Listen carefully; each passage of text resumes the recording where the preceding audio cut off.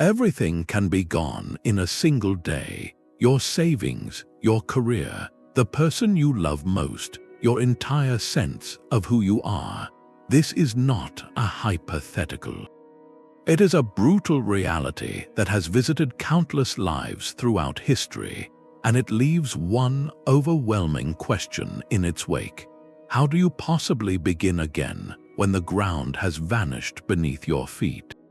This video is your practical survival guide, drawn from the most resilient philosophy ever devised, Stoicism. By the end, you will have a complete, step-by-step framework to not just survive this moment, but to rebuild a life of even greater strength and purpose from the ashes. We will uncover how ancient thinkers turned shipwreck and exile into the birth of wisdom, and we will reveal the single mental shift that must happen before any physical rebuilding can start. This journey begins with a simple but profound distinction. What part of this catastrophe is truly within your power to change, and what part must you learn to navigate with a new kind of courage?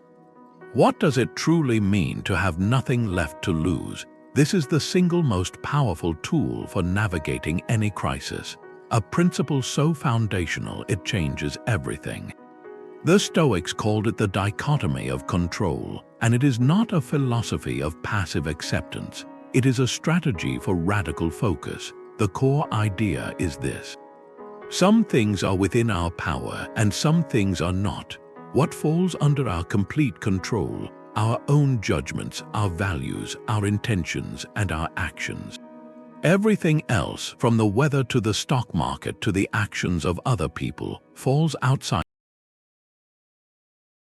When you lose everything, the initial instinct is to try and control the uncontrollable, to rage against the past, to bargain with a reality that cannot be changed. This is where we exhaust ourselves. The first and most critical act of rebuilding is to apply this filter with ruthless honesty to your situation. The market crash that wiped out your savings, that is an external. The sudden illness that changed your life, that is an external. The betrayal, the failed venture, the natural disaster, these events themselves reside outside your circle of control. They have happened, but your response to them, your judgment about what they mean, your decision on what to do next, and the attitude you choose to carry forward, these are 100% internal. They are yours to command. Picture an entrepreneur whose life's work vanishes in a bankruptcy. They cannot control the economic downturn that contributed to it. They cannot control the decisions of former partners. What they control is whether they see themselves as a permanent failure or a person who now possesses hard-won experience. They control whether they spend the next month in bitterness or in quietly researching a new idea. They control the very next action they take, even if it is as small as updating their resume or taking a walk to clear their head. This is not about denying the pain or the magnitude of the loss. It is about redirecting your finite energy away from the unchangeable past and toward the influenceable present. By drawing this line, you accomplish the most important task of all. You stop fighting the ghost of what was, and you start engaging with the raw material of what could be. This mental shift creates a stable platform amidst the chaos, but it does not magically erase the emotional tempest that such a loss creates. The grief, the anger, the fear, these are powerful forces.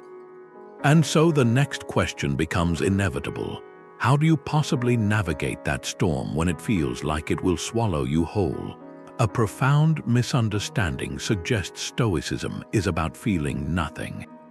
It is the opposite. The philosophy insists you must first feel everything. To rebuild, you cannot build on a foundation of suppressed emotion, because that foundation will crack. The great Stoic emperor Marcus Aurelius, who wrote his private meditations while leading wars and mourning the loss of many of his children, did not deny his pain. He sat with it, he observed it.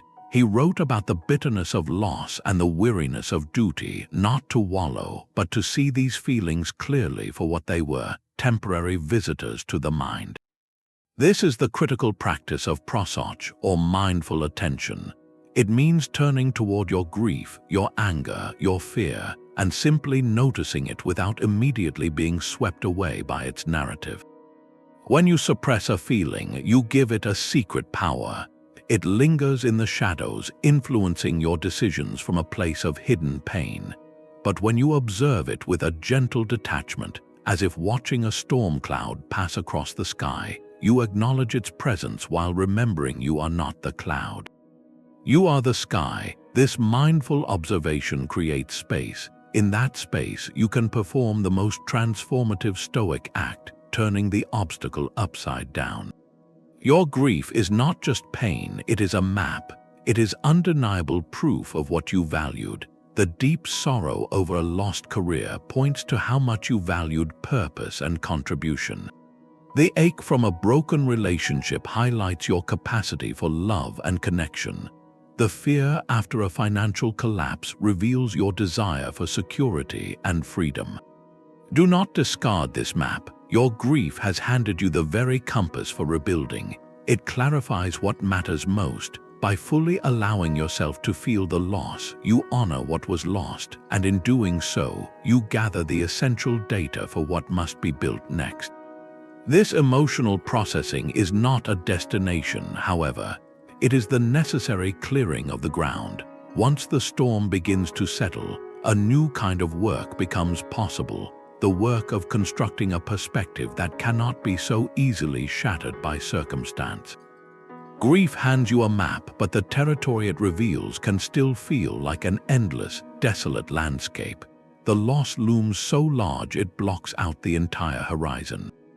This is where the Stoics performed a remarkable mental maneuver, one that can shrink any catastrophe down to its true, manageable size. They called it the view from above.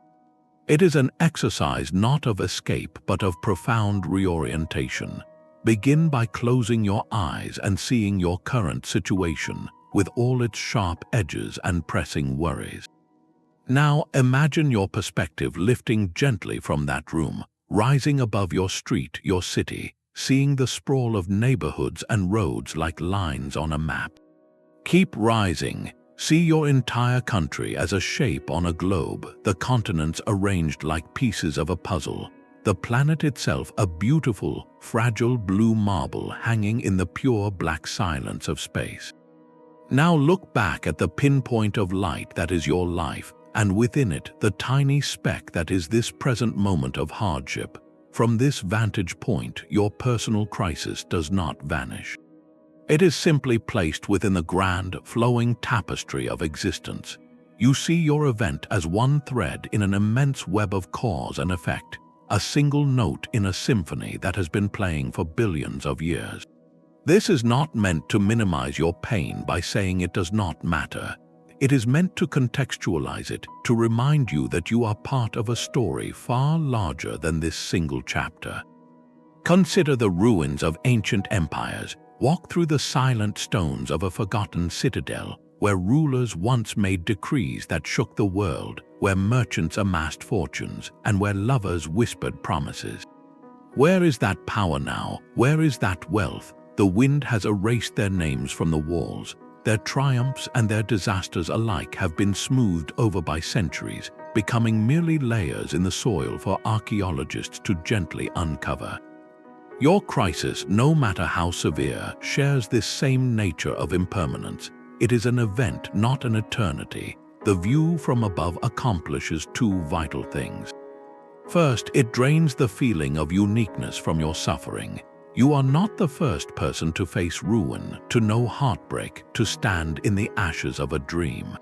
You are participating in a universal human experience, one that every soul who has ever drawn breath has faced in some form. There is a strange comfort in that solidarity. Second, and more importantly, this cosmic perspective forces a fundamental question. If empires and dynasties are mere whispers in time, what truly lasts? What is of real value? It pushes you to look past the temporary structures of status, wealth, and even certain relationships that you may have built your identity upon. It asks you to distinguish between what was merely taken from you and what can never be taken. This is the crucial pivot point.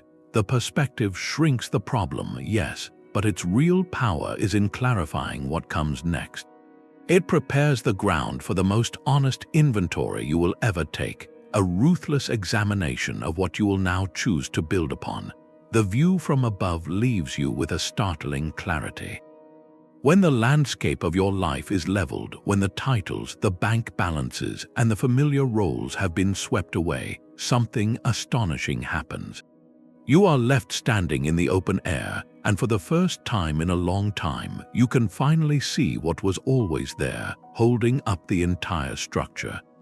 The Stoics called this your character, and they argued with unwavering conviction that it is the only thing you ever truly own. Your reputation can be slandered. Your wealth can be seized, your relationships can change, but your capacity for courage, for integrity, for justice, for rational action, these are internal possessions. They cannot be taken by any market crash, any betrayal, any act of fate. They can only be surrendered by you. This moment of being stripped bare, then, is not a sentence of emptiness. It is a rare and brutal gift, an invitation to audit your true assets. Before the loss, your identity was likely a complex fusion of internal and external. I am a successful manager, a loving partner, a homeowner, a person with a certain social standing. These are stories we tell ourselves, woven from both who we are and what we have.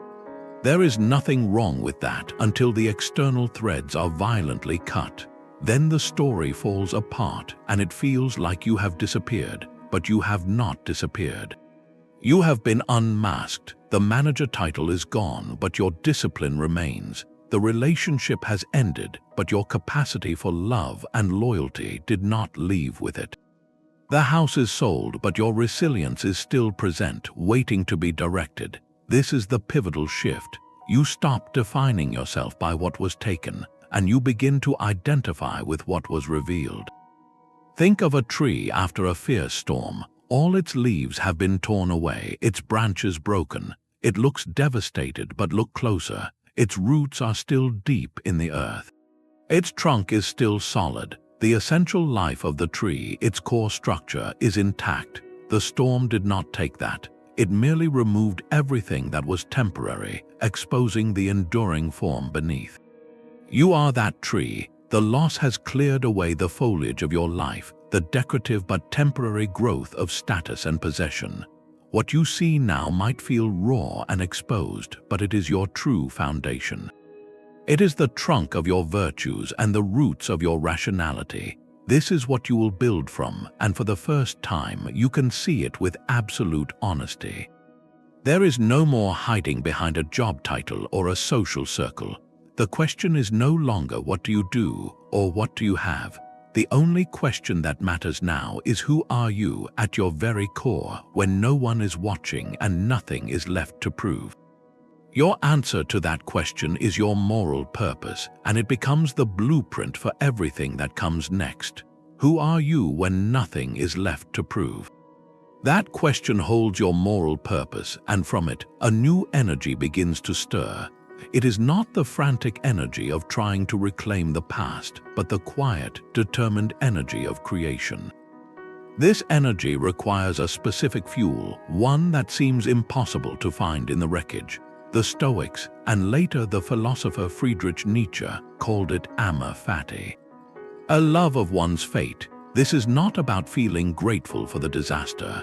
It is about making a profound and deliberate choice to embrace your entire story, the crushing chapters included, as the essential raw material for what comes next.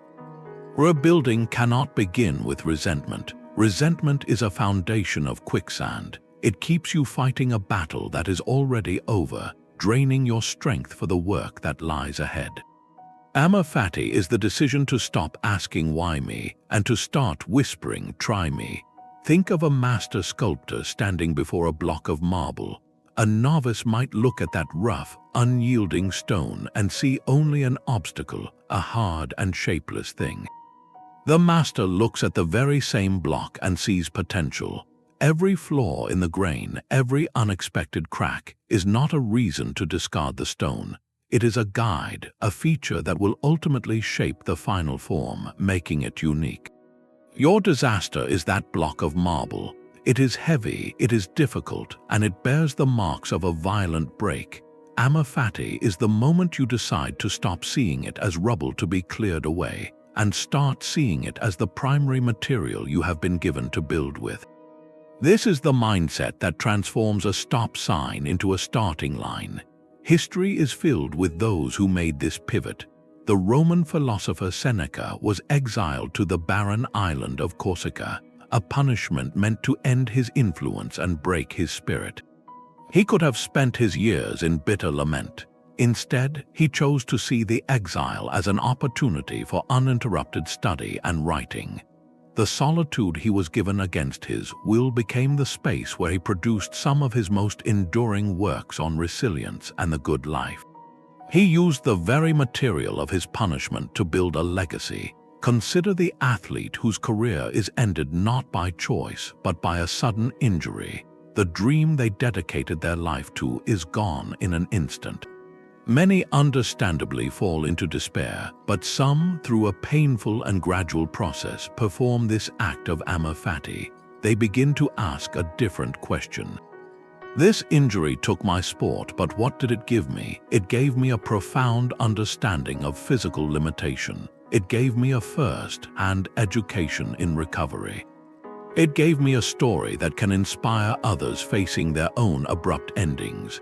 From that acceptance, new vocations are born: coaching, advocacy, writing, turning the very thing that stopped one path into the cornerstone of another.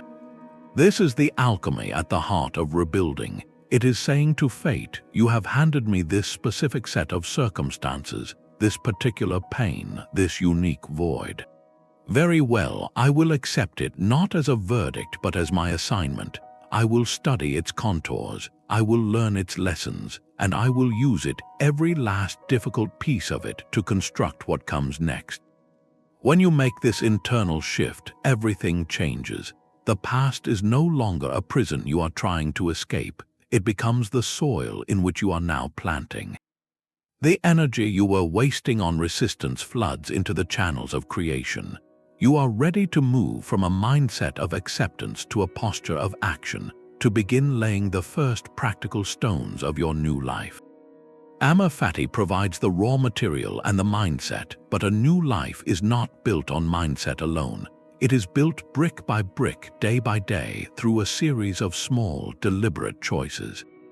After a great loss, the days can feel formless and overwhelming, a blur of uncertainty where progress is invisible. This is where you install an engine for your recovery, a simple system of daily accountability that the Stoics used to turn philosophy into lived action. It consists of 2 brief journaling practices, one for the morning and one for the evening, that together create a structure for your rebuilding. They are not about writing a novel. They are about creating a quiet conversation with yourself, a daily audit that transforms chaos into clarity. Begin your day before the world makes its demands with a practice the Romans called premeditatio malorum. This translates to the premeditation of evils, but a more useful modern framing is the rehearsal of challenges. For 5 minutes, you sit quietly and you mentally walk through the day ahead. You do not do this to dwell on fear, but to disarm it. You ask yourself, what difficulties could reasonably arise today? Perhaps a difficult conversation you have been avoiding, a moment of financial anxiety when paying a bill, or a wave of grief that might visit in the afternoon. You visualize these not as catastrophes, but as scenarios. You see yourself facing them with composure. You rehearse responding with patience instead of anger, with courage instead of avoidance, with acceptance instead of despair. Then you set a single, clear intention for your character. Today I will practice perseverance, or today I will act with kindness, especially when I feel impatient. This morning meditation does not magically prevent hardship. It vaccinates you against surprise. When the predicted challenge arrives, it feels familiar, almost expected. You have already faced it in your mind, and so you can meet it in reality with a steadier hand. It turns the day from a series of potential ambushes into a field of practiced exercises for your virtue. Then, as the day closes, you perform the evening review. This is not a diary of events, but an examination of your own actions. You take another 5 minutes and ask yourself 3 simple questions, guided by the Stoic principles we have been exploring. First, where today did I act in alignment with my best self? Maybe you managed that difficult conversation with honesty, or you chose to take a constructive step despite feeling afraid. Acknowledge that. Second, and this is the more important one, where did I fall short? Did I waste energy resenting a situation I cannot control? Did I speak harshly out of frustration? The goal here is not self-condemnation. It is fearless observation, like a scientist noting data. Finally, what will I do differently tomorrow? Based on today's observation, you set a tiny, specific intention for improvement. If you noticed you snapped at a loved one, your intention might be to pause and take one deep breath before responding when you feel irritation rising. In the landscape of rebuilding, these 2 practices are your daily surveying tools. The morning session prepares you to lay bricks in the wind. The evening session lets you check if the wall you built today is straight and to adjust your technique for tomorrow. They create a feedback loop of self-awareness that makes incremental progress visible. You are no longer just drifting through painful days, hoping for change. You are actively engineering it, one conscious response at a time. This daily discipline becomes the steady rhythm underneath the noise of recovery, the proof that you are not just a victim of circumstance, but an active participant in your own reconstruction. With this engine of accountability now running, a new question naturally emerges. Where exactly are you building? What does the blueprint for this new life actually look like? And how do you start drafting it when the future seems like a blank and intimidating page? That daily rhythm of journaling provides the structure, but to build something new, you first need to decide where the property lines are. After a significant loss, the entire concept of enough becomes completely unmoored. You might feel a desperate pressure to rebuild everything you lost as quickly as possible, to reclaim your former status, to prove to the world that you are not diminished.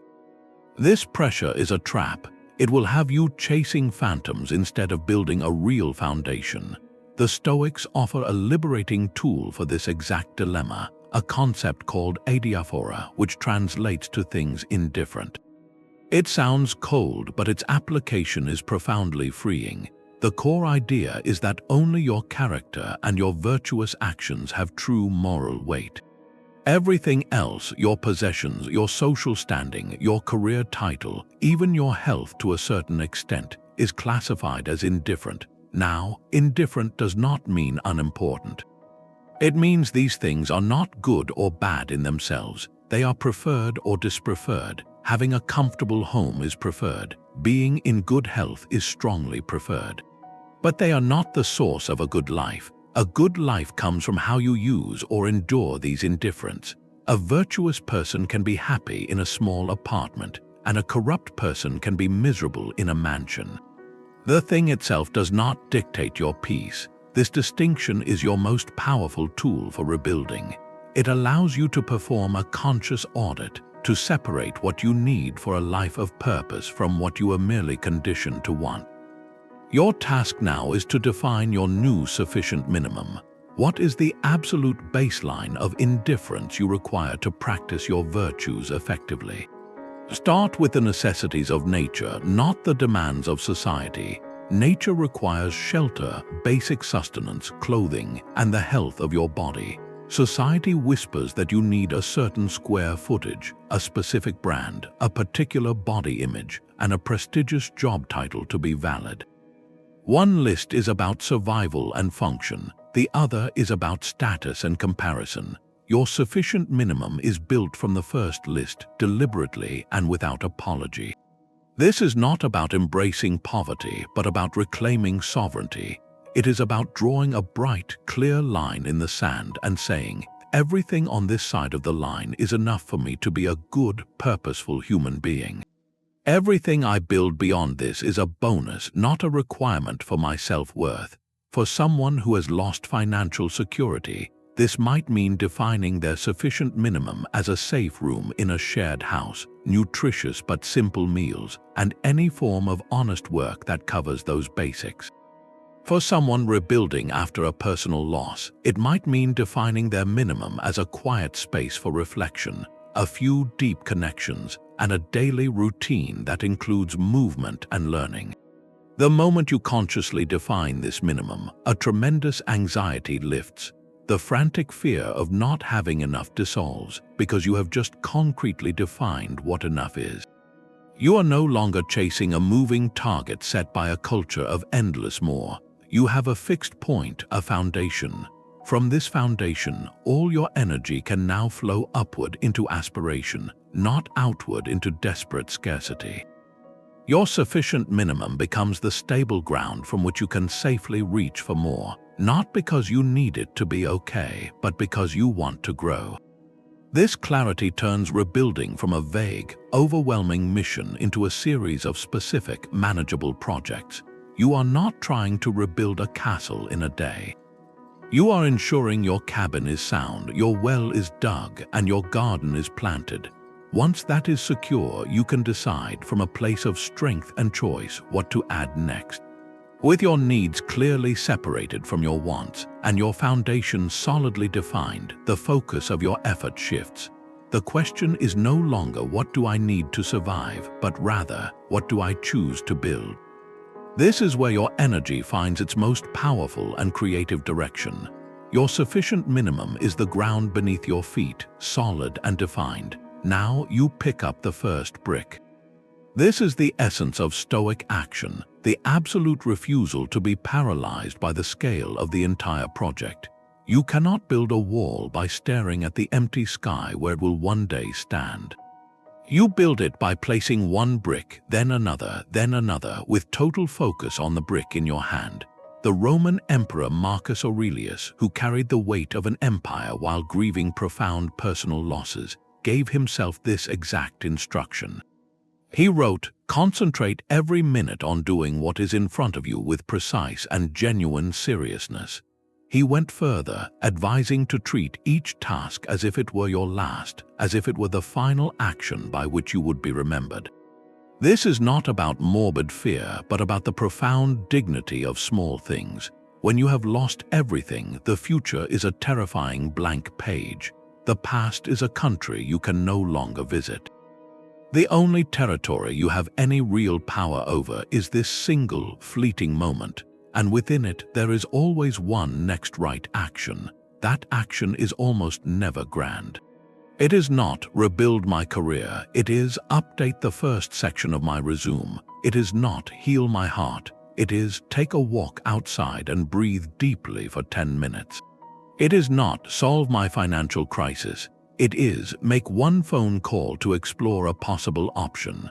The next right action is the smallest possible step that is aligned with virtue, with your character, and that moves you, however imperceptibly, from a state of passive suffering to active engagement. This focus performs a kind of alchemy on overwhelm. The mountain of recovery is not climbed in a single leap. It is ascended by taking one step, and then, when that step is complete, finding the next single step. Each completed action, no matter how minor, is a victory. It is a brick firmly set in mortar. You may only lay 3 bricks today, but those 3 bricks are a wall that did not exist yesterday. This creates momentum, a quiet, compounding confidence that you are, in fact, capable of building. You are not just a victim of what happened, you are an agent of what happens next. The beauty of this practice is that it demands no faith in a distant, uncertain future. It requires only enough clarity to see the very next thing directly in front of you, and enough courage to do it with care. You wash the single dish in the sink as if it were a sacred act, because in that moment it is. You write that one difficult email with integrity, because that is the person you choose to be right now. This meticulous attention to the present brick builds something far more important than a wall. It rebuilds your trust in yourself. With each small action completed, you silently affirm, "I am still here, and I am still capable of doing what is good and necessary." But of course, as you lay these bricks, your hands will sometimes slip. The mortar will not set. A section you worked hard on will crumble. This is not a sign of failure. It is an inevitable part of building anything of value. The question is not whether you will face setbacks, but how you will meet them when they arrive. The mortar will not set. A wall you built with care will crack. This is not failure, it is feedback. Every single setback, every rejection, every unexpected delay you encounter during this rebuilding process is not a sign you are on the wrong path. It is the path itself. The ancient Stoics had a powerful phrase for this, that the obstacle is the way. The obstacle does not block the path, it becomes the path. It is the very material of your training. Consider the story of Zeno of Citium, the founder of Stoicism. He was a wealthy merchant sailing the Mediterranean when his ship, carrying all his goods, was wrecked in a storm. He lost everything in that single event, washed up on the shores of Athens with nothing but the clothes on his back. He could have seen this as the end of his story. Instead, he wandered into a bookshop, began reading philosophy, and decided to stay. That shipwreck, that total loss, was not a tragedy that ended his life. It was the obstacle that forced him onto a new and far more significant path. It was the way he became a philosopher. Your rebuilding journey will have its own version of shipwrecks, smaller in scale perhaps, but no less real in the moment. The job application you spent a week preparing for ends in a polite rejection email. The business idea you shared with a trusted friend is met with skepticism. The day you feel strong and motivated is followed by 3 days of crushing fatigue and doubt. The old narrative screams that these are proofs you should quit. The Stoic narrative asks a different question. What is this obstacle here to teach me? A rejected job application is not a verdict on your worth. It is a practical training module in resilience and refinement. It teaches you to separate your identity from an outcome. It offers you the raw data to improve, to study your interview performance, to tailor your resume more sharply, to research the industry more deeply. That rejection just handed you a syllabus for your next level of professional skill. A financial setback, like an unexpected bill that depletes your small emergency fund, is not proof that you will never get ahead. It is a drill in creativity and frugality. It forces you to scrutinize your spending with new eyes, to discover resources you did not know you had, to practice the art of doing more with less. It is strengthening muscles of financial resilience that a life of easy comfort never could. Even the emotional setback, the wave of grief that returns on a Tuesday afternoon, is not a sign you are not healing. It is an advanced seminar in emotional endurance. It is teaching you that pain is not linear, that you can feel profound sorrow and still choose to make dinner, that you can carry the weight of memory while still moving forward. This is the curriculum. Your patience is not built in times of ease, it is forged in waiting. Your creativity is not born in abundance, it is sparked in constraint. Your perseverance is not proven when everything goes to plan. It is demonstrated when the plan shatters and you begin again. When you start to see each obstacle as a specific lesson, a personalized exercise for your character, the entire emotional charge around setbacks begins to change. Frustration softens into curiosity. You stop asking, "Why is this happening to me?" and you start asking, "What is this trying to build in me?" The rejected application builds tenacity. The skeptical friend builds conviction. The difficult emotion builds depth. You are no longer a victim of random misfortune. You are a student in the most rigorous and personal academy on earth, the school of your own life. And with this perspective, a profound shift occurs. You stop waiting for the perfect conditions to rebuild because you realize the imperfect conditions are the rebuilding. The obstacle is not in your way, it is the way. This training, however, is not meant to be endured in silence. The deepest lessons are often learned not in isolation, but in the company of others who have walked similar paths. This rigorous school of life demands a specific curriculum, one that trains not just your mind, but your very impulses. The Stoic teacher Epictetus, who began his life in servitude, laid out this curriculum with elegant clarity. He said there are two disciplines to master, the discipline of desire and the discipline of action. Think of them as the twin engines of a well-built life, one governing what you want, the other governing what you do. In the landscape of rebuilding, mastering both is what separates a stable, purposeful recovery from a frantic and ultimately hollow one. The discipline of desire is the internal work of aligning your deepest wants with reality and virtue. It asks you to want only what is true, what is good, and what is within your power to attain through your own character. In practical terms, this means your desires must be tethered to the process itself, not to a specific, fragile outcome. You cannot desire to instantly regain your lost fortune, because that outcome depends on 1,000 external factors, but you can absolutely desire to cultivate financial wisdom. You cannot desire for a person who is gone to return, because that is outside the realm of what is possible. But you can desire to nurture a heart capable of profound love and connection, starting with yourself. This discipline is the practice of Amor Fati made into a daily habit. It is waking up and whispering, I desire only to meet today's challenges with courage. I desire only to learn from whatever happens. I desire to want what I already have, which is this moment and my ability to choose my response within it. When your desires are disciplined in this way, you become invulnerable to a specific kind of suffering, the agony of craving what the world refuses to give. You trade the exhausting hunger for specific outcomes for the nourishing satisfaction of virtuous effort. This is the foundation that prevents passivity, because your motivation is no longer tied to a reward you might not get. Your motivation is the quality of your own effort, which is always available to you. Yet, focusing only on your internal desires could lead to a kind of isolated serenity, a retreat from the world. This is where the second discipline, the discipline of action, comes in. This is the external work. It dictates that while you cannot control outcomes, you are absolutely responsible for your actions in the world.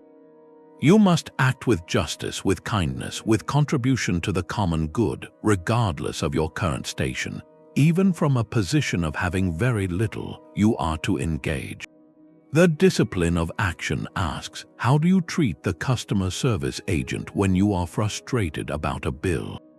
How do you collaborate with a colleague on a project, even a small one? Do you cut corners because no one is watching, or do you act with integrity because you are watching?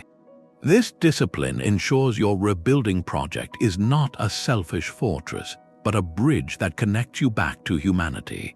It transforms your struggle from a private burden into a source of strength for others. Consider someone who has lost their career and is now working a modest job they never expected. The discipline of desire helps them find dignity in that work, to want the mastery of the task itself.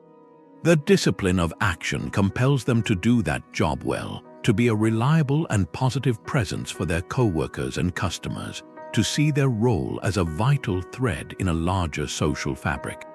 They are not just passing time, they are practicing citizenship. Together, these two disciplines create a perfect balance. The discipline of desire protects you from the despair of unmet expectations. The discipline of action protects you from the emptiness of self-absorbed isolation. One ensures you are building for the right reasons because you want to live well, not just look successful. The other ensures you are building with the right materials, with actions that are just helpful and humane. This dual focus is your ethical compass. It means the new life you construct will not be a shaky replica of the old one, built on the same fragile desires for external validation. It will be something entirely different, something rooted in character and extended through service. It will be a life where what you want and what you do are finally in harmony. And from that harmony, a new kind of strength emerges, one that is not easily shaken because it draws from a deeper well. This new strength, forged from disciplined desire and action, creates a stable center within you. But a life is not lived in a vacuum. The profound loneliness that follows a great loss can feel like its own kind of prison, a silent room where the echoes of what was lost are the only company. It is tempting, even instinctive, to pull the drawbridge up to see the world as a source of further potential pain. Yet the Stoics, often mischaracterized as cold individualists, offered a surprisingly warm and expansive model for human connection, one that begins with your own healed center and ripples outward. They called it the circles of concern. Picture your awareness as a stone dropped into a still pond. The innermost circle, the point of impact, is you. Your duty is to care for your own mind and character, to tend that inner citadel we have been fortifying. The next ring out is your immediate family and closest loved ones. The ring beyond that encompasses your local community, your colleagues, your neighbors. The next holds your country or nation, and the outermost, widest circle contains all of humanity, every living person. The task of rebuilding a social world is not to abandon the inner circle and leap desperately to the outer ones. It is to strengthen each ring in sequence, consciously drawing others in rather than walling yourself off. You start by being a trustworthy companion to yourself, by treating your own recovery with the same patience you would offer a dear friend. From that stable core, you can then extend genuine care outward, one circle at a time. This is how you rebuild trust and connection from a Stoic standpoint. It begins with a shift in expectation. You do not approach others hoping they will fill your void or validate your pain. You approach them offering value, however small, without an immediate demand for return. This value is not material, it is moral.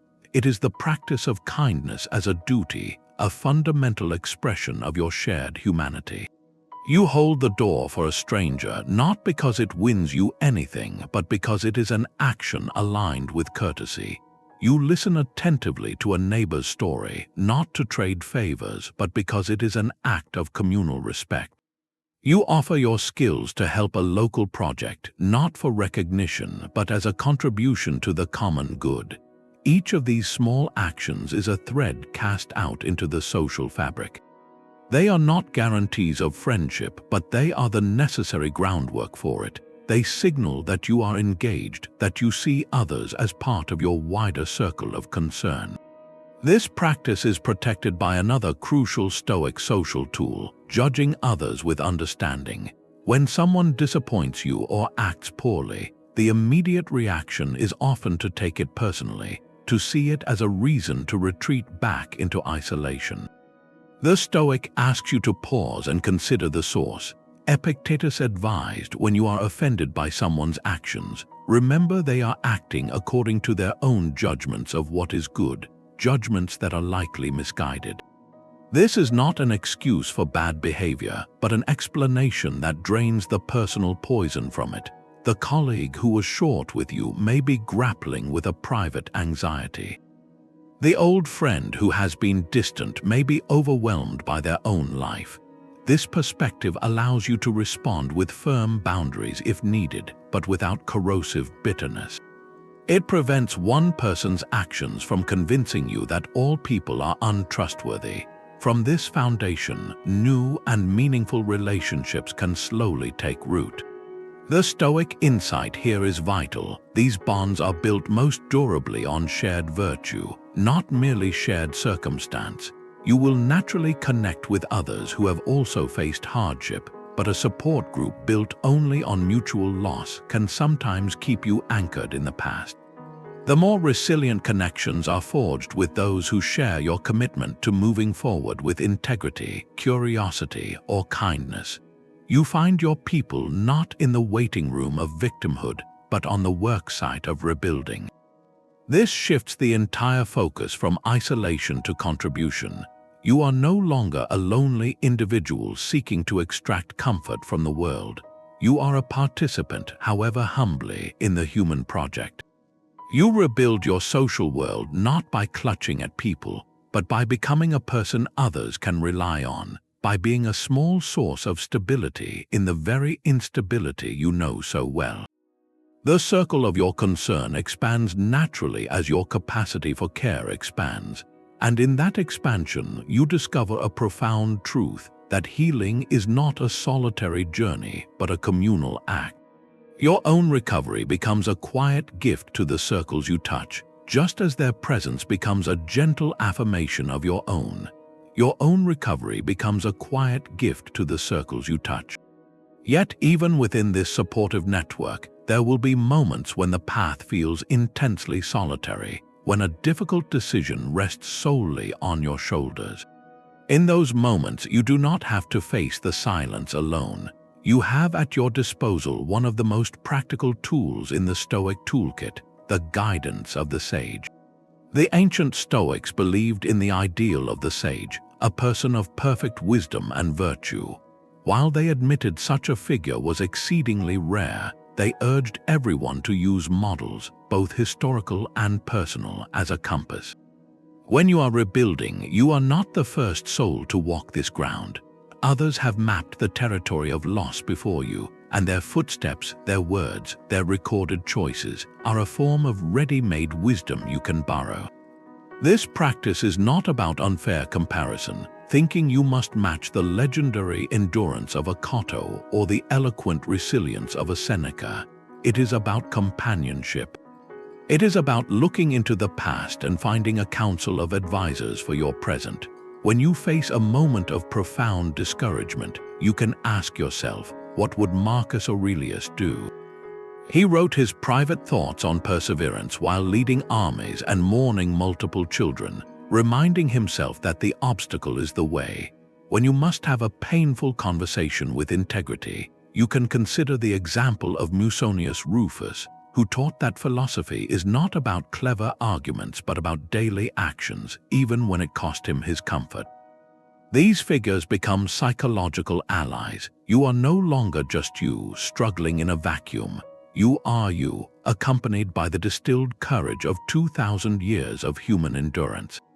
This counsel extends beyond the ancient world. Look for modern models as well, individuals in history, in your community, or in public life who have demonstrated a graceful strength in the face of hardship. Perhaps it is a scientist who persisted through countless failed experiments, or an artist who channeled personal grief into universal beauty, or someone in your own life who faced a similar loss and rebuilt with quiet dignity. Their stories are not scripts for you to follow exactly, but they are repositories of strategy and perspective. They answer the haunting question, is it even possible to come back from something like this? Their lives stand as a definitive, quiet yes. The act of seeking these models is itself a declaration of hope. It means you believe wisdom exists, that resilience is learnable, that the way forward, though hidden, has been found by others. It turns the lonely work of rebuilding into a collaborative project across time. You study their choices not to replicate their lives, but to inform your own unique response. What you are really doing is constructing an internal advisory board, a support system of principles rather than just people. This external guidance does not replace your own internal resourcefulness, it fuels it. It gives you a language for your struggle and a vision for your strength. When the next right action feels unclear, consulting your models can provide the clarity to take it. This inner council of models provides wisdom, but the final decisions, the quiet moments of resolve, happen in a private space within you. The Stoics envisioned this space as an inner citadel, a fortress of the mind built not from stone but from unshakable principles. Its walls cannot be breached by any external event because they are constructed from your own judgments and your practiced virtues. In the ongoing work of rebuilding, this citadel is not a place to hide from the world. it is your strategic headquarters. It is the quiet room where you retreat to plan your next move, to heal from the last battle, and to gather the strength to go back out and build. Think of it as your psychological command center. The chaos of loss happens outside the walls, the noise of doubt and fear echoes at the gates, but inside there is a calm clarity. Here you can consult the maps of your desires and the blueprints of your actions. Here you remember the distinction between what is yours to command and what is not. The strength of this fortress is not given, it is cultivated through daily, deliberate practice. The first practice is sustained reflection. This goes beyond the evening journal review. It is the habit of pausing throughout your day, in the middle of a difficult task or a moment of anxiety, and asking a simple question.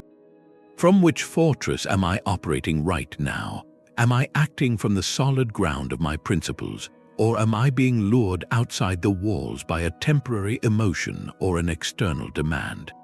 This momentary check-in is like a sentry looking out from the tower, ensuring the gates of your mind are secure.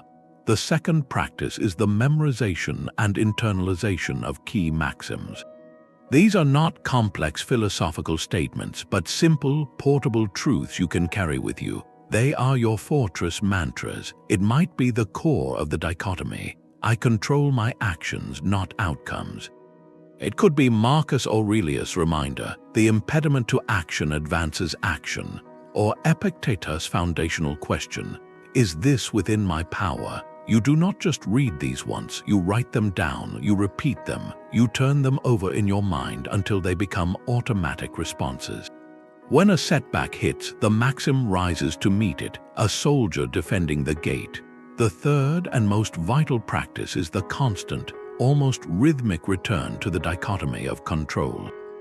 This is the chief architect of your inner stronghold. Every time an external storm rages, you perform the same mental exercise. You look at the situation and you draw the line. The rejection letter is outside the walls, but my decision to apply again is inside them. The market downturn is outside, but my commitment to living within my sufficient minimum is inside. This repeated act of sorting the world into these two categories reinforces the walls themselves. It makes the distinction not just an idea, but a reflex.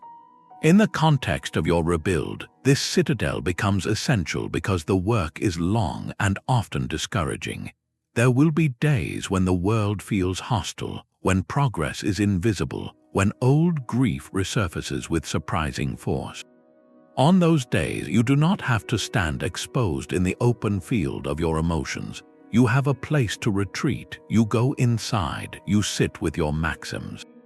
You redraw your lines of control, you tend to your wounds, you remember who you are at your core, the commander of this space, and from that place of restored calm, you can look out at the world again, not with defiance but with strategic clarity, and decide the very next brick to lay.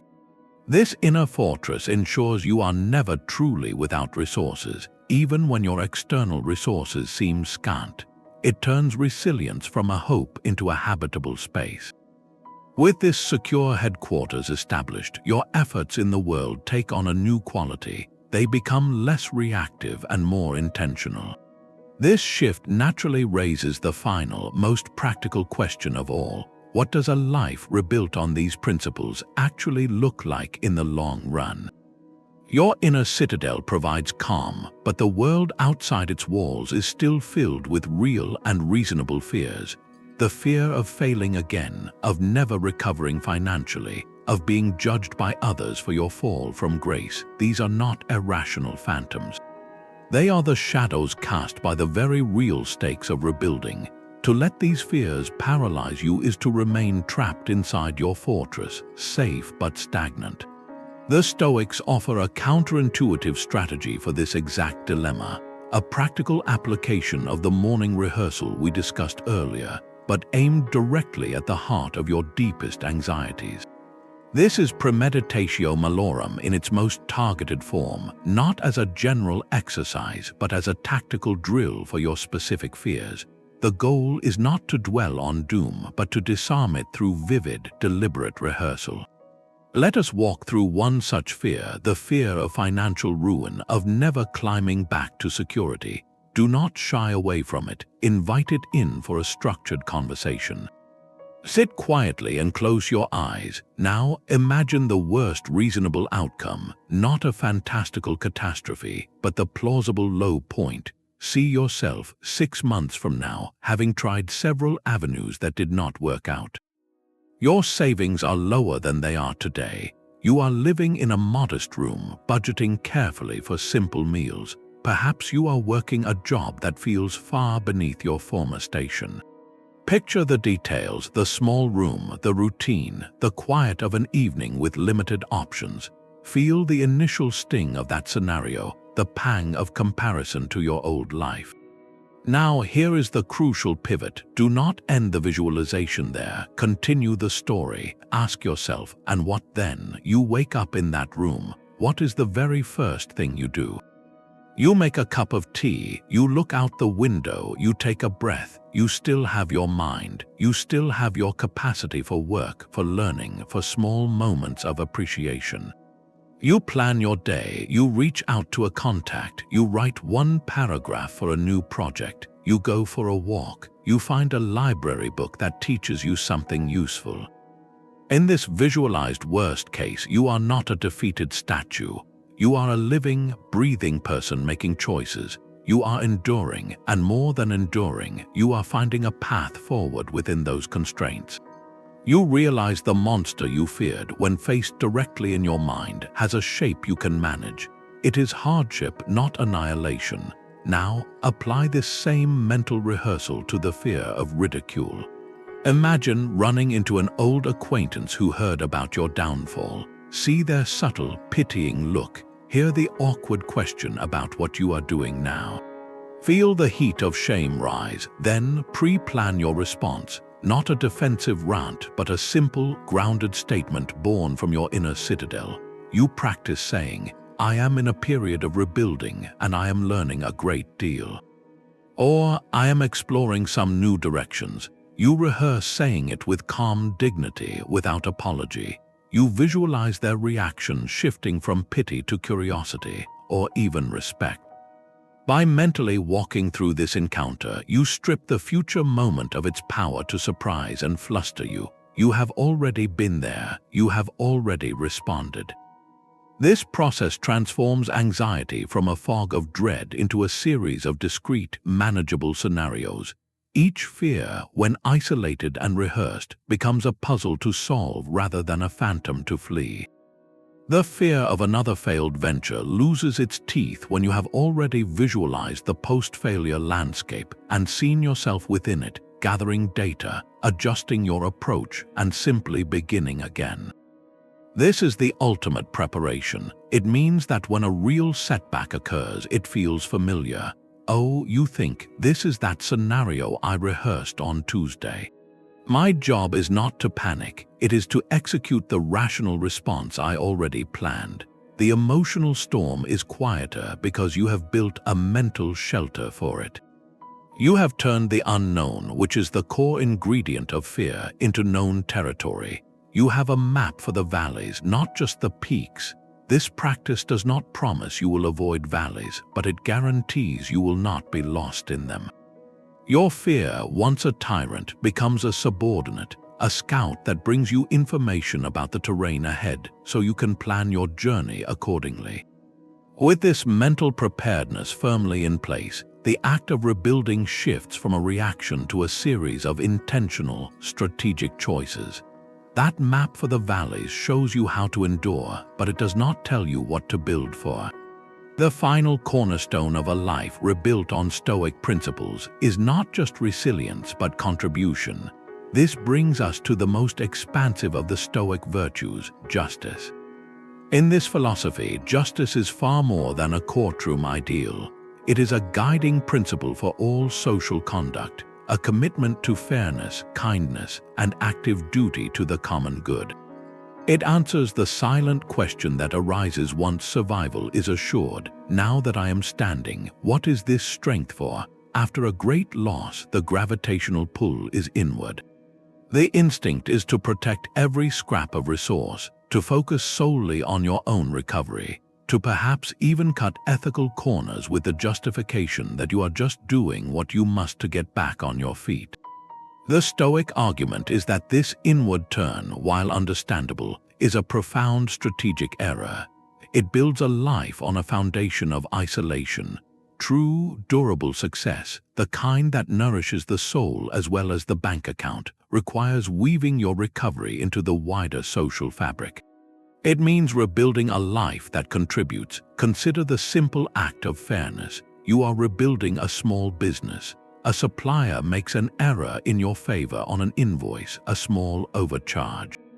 The old, fearful mindset might see this as a lucky break, a tiny windfall to help your precarious bottom line.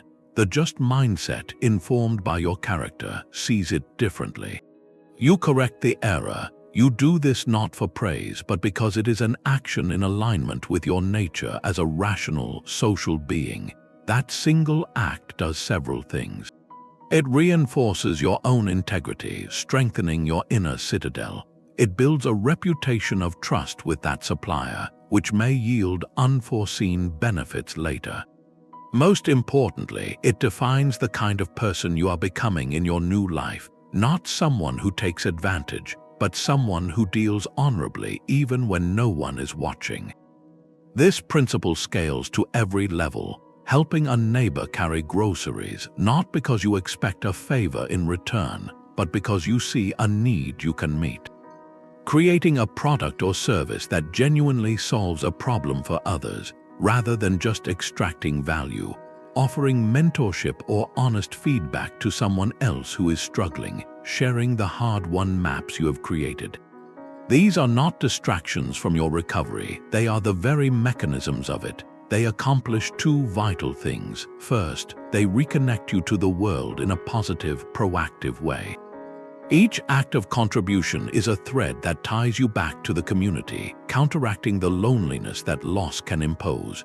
You are no longer just a person who had something bad happen. You are a person who helps things happen. Second, and more profoundly, they embed meaning into your daily actions. Rebuilding just to regain what you lost is a race against a ghost.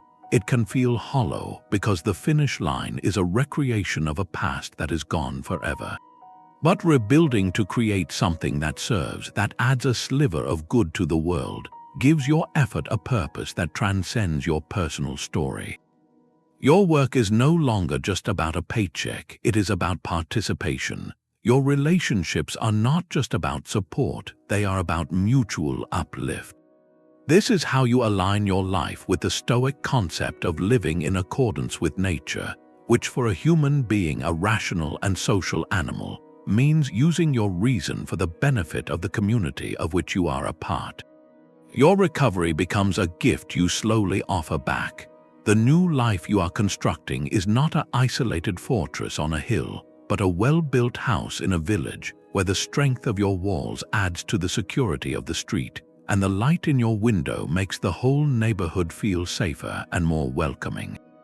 This is the ultimate safeguard against the emptiness that can sometimes follow even a successful material recovery. It ensures that what you are building has roots deep enough to weather any future storm, because those roots are intertwined with the lives and well-being of others. Your story of loss and recovery is no longer just a private victory. It becomes a quiet blueprint for resilience that you live out each day, a testament that from the deepest ruins, we can choose to build not just a shelter, but a sanctuary for something greater than ourselves. A sanctuary for something greater begins with a profound sense of enough. This is the art of contentment, the active practice of finding genuine satisfaction within the sufficient minimum you have defined. It is the final, stabilizing layer of your new foundation, and it turns the very notion of loss on its head.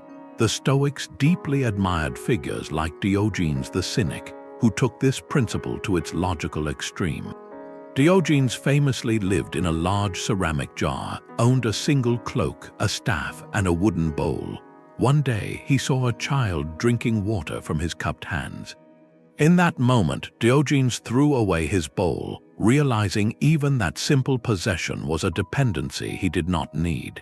The Stoics did not suggest everyone must live in a jar, but they held up Diogenes as a powerful symbol of a truth they believed in, that our freedom and our happiness increase in direct proportion to how few external things we truly need to be at peace. Seneca, a man of immense wealth, wrote extensively on this from the other side of the experience. He argued that practicing poverty voluntarily, even for a few days at a time, was essential mental training. He would dress in his oldest clothes, eat the plainest food, and sleep on a hard bed, not as a punishment but as a reminder.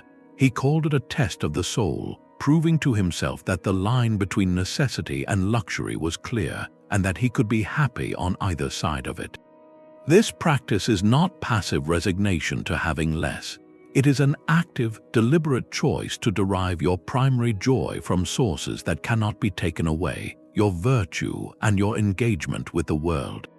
It means shifting the locus of your satisfaction from what you acquire to how you live. The gratitude you cultivate is not a vague feeling, but a daily discipline of attention. You wake up and you note with genuine appreciation the fundamental assets that remain. You have a mind that can learn and adapt. You have a body that can move and work. You have the capacity for effort, for connection, for witnessing a sunrise or sharing a kind word. These are not small things. They are the essential tools of a human life, and they are still in your hands. When your primary source of happiness is internal, anchored in your character and your mindful appreciation of these basics, the entire emotional foundation of your new life stabilizes. You are no longer on an emotional roller coaster tied to the next paycheck, the next piece of validation, or the next acquisition. Your peace becomes a default state, interrupted by challenges, certainly, but always returnable to that solid ground of enough. This contentment creates a remarkable kind of confidence, the quiet assurance that whatever the future brings, you have the inner resources to meet it and to find meaning within it. The world may offer more, and you may choose to build more, but you will do so from a place of choice, not from a desperate hunger that mistakes having for being. Your rebuilt life, therefore, is not measured by its scale, but by its depth of satisfaction. That deep satisfaction with enough reorients your relationship with the most precious resource of all, the time you have left. The anxiety of starting over often comes with a frantic, panicked clock ticking in the background. You are not 20 anymore. Years, maybe decades, feel wasted on a path that led to ruin. The pressure of lost time can feel more paralyzing than the loss itself. The Stoic response to this is perhaps their most counterintuitive and liberating gift, a complete reframing of mortality itself. Marcus Aurelius returned to this theme constantly in his private writings. He did not see the brevity of life as a tragedy, but as its defining feature, the very thing that gives our choices weight and urgency. He wrote to himself, "You could leave life right now. Let that determine what you do and say and think." This is not a morbid fixation. It is the ultimate clarifier. The awareness that your time is finite, that it is passing even as you read these words, is not meant to induce panic about how much you have lost. It is meant to ignite a fierce, focused commitment to how you will use what remains. That is the shift. Time is not your enemy counting down to some final judgment of your success. It is your ally, the essential medium in which character is built and meaningful projects are completed. A sculptor needs clay, a painter needs a canvas. You, in the work of rebuilding your life, need days. Each morning you are given a fresh block of this material. The anxiety of lost years is a form of grieving for clay you can no longer reclaim. But the clay in your hands today is still perfectly workable. The Stoic asks you to stop measuring the pile you think you should have and start shaping, with total focus, the piece right in front of you. This transforms the pressure of age from a sentence into a strategy. A person who believes they have unlimited time dabbles, procrastinates, and waits for perfect conditions. A person who accepts the limit acts, decides, and begins with what they have. That lost decade did not vanish without a trace. It deposited something invaluable into your character, a depth of understanding, a resilience, a clarity about what truly matters that a younger, untested version of you simply did not possess. You are not starting from the same place you were at 20. You are starting from a place of hard-earned wisdom, and that wisdom allows you to build with a precision and purpose that can actually accelerate the process. Think of two builders. One has unlimited, low-quality timber and no blueprint, building hastily and often needing to tear down mistakes. The other has a limited supply of strong, seasoned wood and a clear, simple plan drawn from experience. Who will build a more durable shelter? Your time is that seasoned wood. Do not waste a single piece lamenting that it is not a larger pile. Measure it, respect it, and use it with deliberate skill. This present moment commitment is where your power actually resides. The past is a memory, the future is a possibility, but right now, this hour, is a reality you can inhabit and direct. The rebuild happens in a succession of nows. Did you use this now to learn one small thing that moves you forward? Did you use it to rest properly so you could be effective tomorrow? Did you use it to connect with someone or to perform one task with integrity? This is how a life is remade, not in a single heroic leap announced to the world, but in the quiet, cumulative quality of your daily hours. When you see each day as a gift of raw material to be used purposefully, the urgency you feel ceases to be panic and becomes presence. You are here now and you are building. That new identity being forged through daily action asks you to make a final, quiet surrender. You must release the ghost of the person you used to be. This is often the most subtle and stubborn obstacle in any rebuild, a psychological attachment to a self that no longer exists. The career professional who can only see themselves in a corner office, the devoted partner whose entire identity was woven into a relationship, the vibrant athlete now living with a physical limitation, each carries a phantom self, a memory of who they were that haunts every attempt to move forward.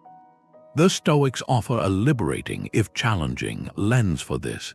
They observe that the universe itself is in a state of perpetual flux. Nothing remains static. Rivers flow, seasons turn, civilizations rise and crumble. Your life, your body, your circumstances, and yes, your very identity are part of this same universal flow. The person you were 5 years ago is not the person you are today. Cells have been replaced, experiences have been layered, perspectives have shifted. The old you was not a permanent statue. It was a temporary configuration, a snapshot in an ongoing film. Clinging to that former snapshot is like a river trying to flow back upstream. It is a fight against the fundamental nature of existence.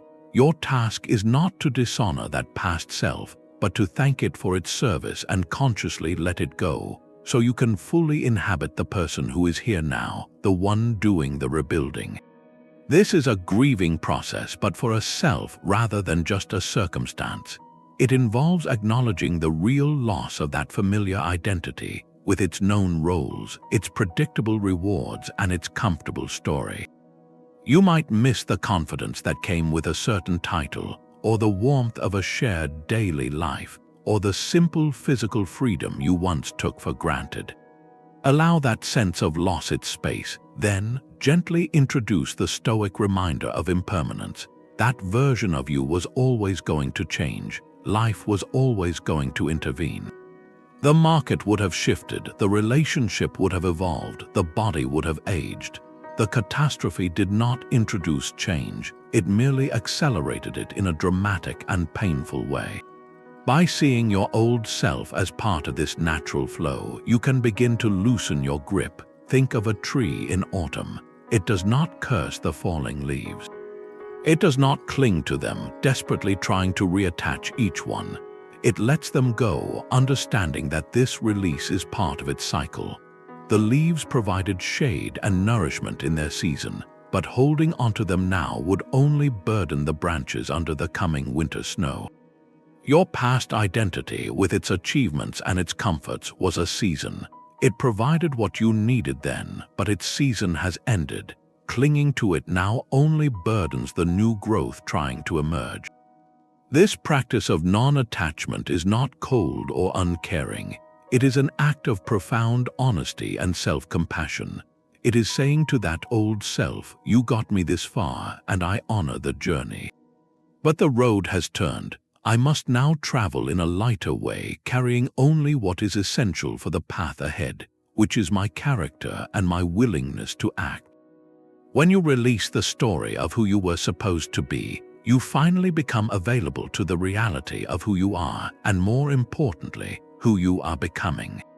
The energy you are using to prop up a ghost floods back into your present efforts. You stop introducing yourself, even in your own mind, with a past tense narrative. You begin to identify with the verbs of your current life. I am learning, I am building, I am enduring, I am adapting. This is how you fully step into the role of the architect. The blueprint is no longer for rebuilding the old house exactly as it was. It is for designing an entirely new dwelling, one suited to the person you have been forced to become, and wiser for the storm that cleared the land. Releasing the ghost of who you were is an act of profound authorship. You are not just clearing space, you are preparing to write a new chapter, and every chapter needs a story. The narrative you tell yourself about what happened is not a neutral report. It is the architecture of your suffering or your strength. In the quiet aftermath of loss, a default script often starts playing on a loop. It is a story of victimhood, of unfairness, of permanent ruin. This narrative feels true because it is built from real events, but its power comes from a hidden source, our own imagination. The Stoic philosopher Seneca pinpointed this precisely when he wrote, "We suffer more often in imagination than in reality." The financial loss itself is a difficult fact. The story you layer on top of it, the one that says this proves you are a failure and you will never recover, that is the imagination at work, and that is where the deeper, more enduring agony is manufactured. Your mind is a meaning-making machine. It cannot process raw events, it must wrap them in a story. The question is not whether you will have a narrative, but whether you will consciously choose it or unconsciously inherit one written by pain. A Stoic rebuild requires you to become the author of your own story. This is not about positive thinking or denying hardship. It is about strategic framing. It is about selecting the plot points that serve your recovery and your character. Instead of a tragedy where you are the helpless victim of a cruel world, you can begin to draft an epic where you are the resilient hero forged in fire. The event is not the end of your story, it is the necessary plot twist, the dark night of the soul that every compelling journey contains. This reframing is an active, daily practice. It starts by catching the default narrative when it arises. You hear the inner voice say, "I lost everything, my life is over." That is the old script.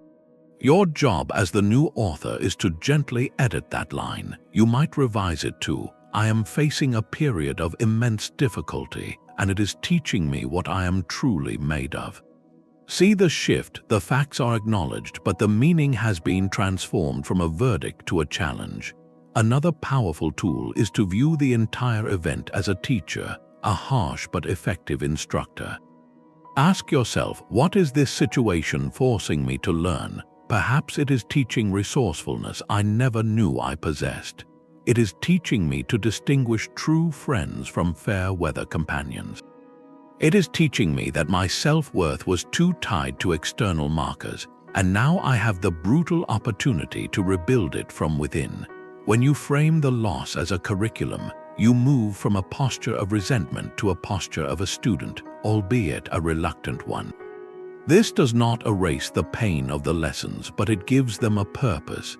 Every hardship becomes a chapter in your education, not just a random punishment. The most profound narrative shift, however, is seeing your life as a heroic journey. In every myth, the hero must endure a descent, a loss, a trial in the wilderness. This is not a mistake in the plot. It is the essential crucible that transforms them from an ordinary person into someone capable of extraordinary resilience and wisdom. You are in your wilderness. The monsters you face are fear, doubt, and grief. The treasures you are seeking are inner strength, clarity, and a life of authentic purpose. This perspective connects your personal struggle to a timeless human pattern. You are not alone in the dark. You are on the path that every hero must walk. By consciously authoring this Stoic narrative, you seize control of the meaning-making process. You decide what the loss signifies. You declare that it was not for nothing, that it is the raw material for a story of comeback and depth. This narrative becomes the compass for your daily actions. When you are laying a brick and your hands ache, you are not just doing a chore, you are the hero building their fortress. When you face a setback, you are not failing. You are encountering a necessary obstacle that will reveal a new part of your strength. The story you tell yourself is the soil in which your new life grows. Plant a story of victimhood and you will harvest bitterness and stagnation. Plant a story of resilient learning and you will harvest courage and gradual, undeniable growth. Your new identity is not found, it is written, sentence by sentence, in the quiet choices of how you interpret your own past. That new identity is being written with a specific instrument, your own physical being. The Stoics held a simple but profound conviction: a sound mind requires a sound body. This was not a pursuit of vanity or athletic glory. It was a matter of practical duty. Your body is not a separate project to be addressed once your life is rebuilt. It is the primary tool with which you are doing the rebuilding. To neglect it when resources are low is a critical strategic error, like a carpenter letting their only saw rust because they are too busy planning the house. The philosopher Musonius Rufus taught this explicitly. He argued that physical training was essential, not to produce champion athletes, but to develop the endurance necessary for the greater challenges of life.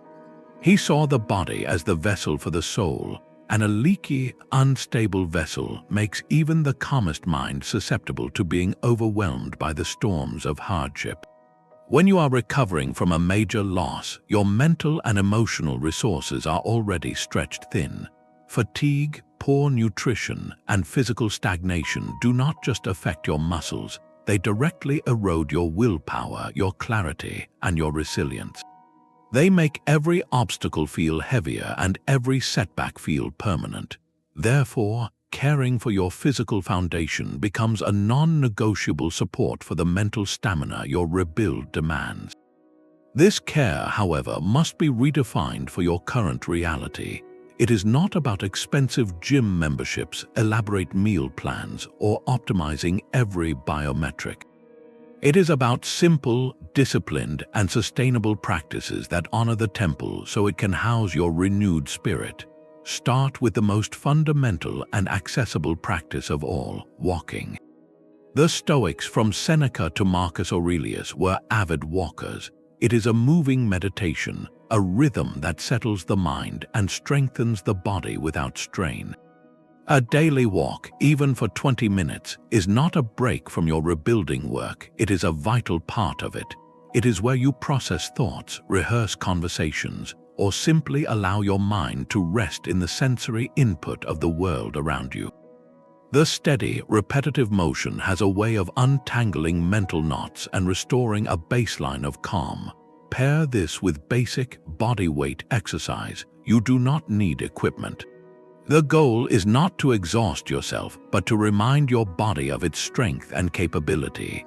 A few minutes of purposeful movement, focusing on fundamental actions like squats, push-ups against a wall, or gentle stretching, signals to your entire system that you are still an active participant in your own life.